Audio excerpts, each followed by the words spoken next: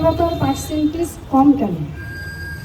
আচ্ছা আচ্ছা কাকুলি আমি কোশ্চেনটা হচ্ছে এখানে নেটওয়ার্ক ইন্ডাস্ট্রিতে সফলতার পার্সেন্টেজ কম কেন?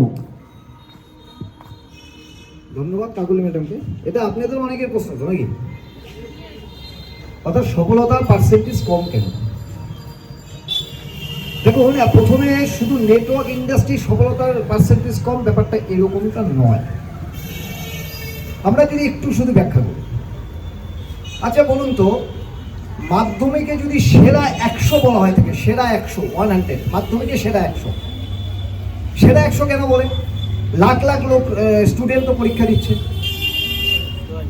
তার মানে আমরা সেরা 100কেও যদি সফলতার দোরগোড়া তো সফলতা ভাবি, তাহলে সেখানেও পার্সেন্টেজ কম না বেশি? লাখ লাখ পরীক্ষা দিয়ে সেরা 100তে 100 হচ্ছে, তাই তো ঘটনাটা? সেখানে সফলতা পার্সেন্টেজ কম না বেশি? কম। আচ্ছা, দ্বিতীয় যদি আমরা বলি, চাকরির পরীক্ষা অনেকেই দিচ্ছে, কোটি কোটি লোক, লক্ষ লক্ষ লোক চাকরি পরীক্ষা দিচ্ছে, কিন্তু ওখানে মাত্র কিছু পার্সেন্টের লোক চাকরি পাচ্ছে।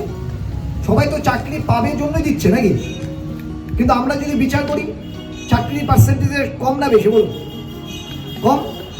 যত ফর্ম বিক্রি হয় তার কত অংশ আমরা হিসাবেও অনেক সময় করি, অনেকে কত টাকা উঠছে আর মাত্র এতজন চাকরি পাচ্ছে। এবং কেউ কেউ হিসাব করে বলে ফর্মের টাকা দিয়ে বেতন হয়ে যায় সারা জীবন, হিসাব করে অনেকে। আমি ওই হিসাব আমি করিনি। তার মানে কি পার্সেন্টেজ কম?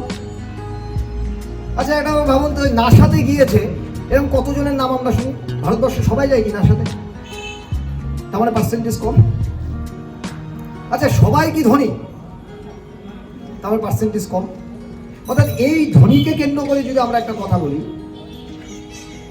আজকে এই চিত্র যদি আমরা দেখি, তাহলে টোটাল যেটাকে আমরা টাকাকে যদি আমরা সাফল্য মনে করি, টাকাকে, এটা টাকা তো একমাত্র সাফল্যর অংশ হতে পারে না, একটা অংশ, বা টাকাই সব কিছু নয়, এটাই তো ঘটনা। কিন্তু আজকের সমাজ টাকাকে সাফল্যর মেন জায়গা মনে করে থাকে, যে সাফল্যর মেন জায়গা কি টাকা। আচ্ছা সমাজকে সামনে রেখেই যদি আমরা বলি যে টাকাই যদি তাদের কাছে বা সমাজের অনেকের ক্ষেত্রে সাফল্য মেন হয়ে থাকে, তাহলে সেই ক্ষেত্রে আমি একটা বলি, মাত্র 7% লোক যারা করোড়পতি, মাত্র 7% লোক যারা করোড়পতি। তার মানে 100-150 কোটির মধ্যে মাত্র 7% লোক যারা করোড়পতি। তারপরে সংখ্যাটা কত কম? তার মধ্যে 3% লোক, তার মধ্যে 3% লোক যারা নিজেরা চেষ্টা করে আজকে করোড়পতি হয়েছে। মানে বাবা মারা করোড়পতি ছিল না, 3% চেষ্টা করে আজকে করোড়পতি হয়েছে। তার মানে সংখ্যা আরো কম।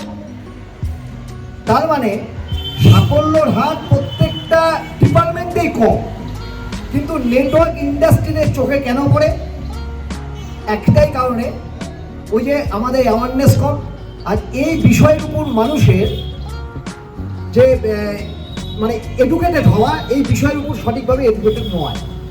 আর যার জন্য মনে হয় থাকে এত এত লোক দেখছি, এত পার্সেন্টেজ অফ সেমিনারে এত লোক আসছে, কিন্তু কয়েকজন মাত্র গাড়ি পাচ্ছে, সেমিনারে এত লোক আসছে, মাত্র কয়েকজন টাকা ইনকাম করছে, এটা আমরা মনে করি। অ্যাকচুয়ালি যে কাজ করে সে সাফল্য পায়। বুঝতে পারছি কথাটা? প্রত্যেকটা ডিপার্টমেন্টে কাজের লোক সাফল্য পায়, আর ম্যাক্সিমাম অকাজের লোকরা সাফল্য পায় না। আর ম্যাক্সিমাম ক্ষেত্রে দেখা যায়, সবাই নয় কিন্তু কিছু কিছু আছে যারা কাজ করার পরেও সব ডিপার্টমেন্টে হয়তো সাফল্য আসে না, কিন্তু ম্যাক্সিমাম ক্ষেত্রে সাফল্য না পাওয়ার পিছনে যে পরিশ্রমটা তার করা উচিত সেই পরিশ্রমটা করে না। তাই শুধু নেটওয়ার্ক ইন্ডাস্ট্রি সাফল্যের হার কম এই কথা বলা যাবে না, প্রত্যেকটা ডিপার্টমেন্টে সাফল্য কম, সেখানে নেটওয়ার্ক ইন্ডাস্ট্রিও ঠিক একই গতিবেগেই তারা চলছে। ধন্যবাদ।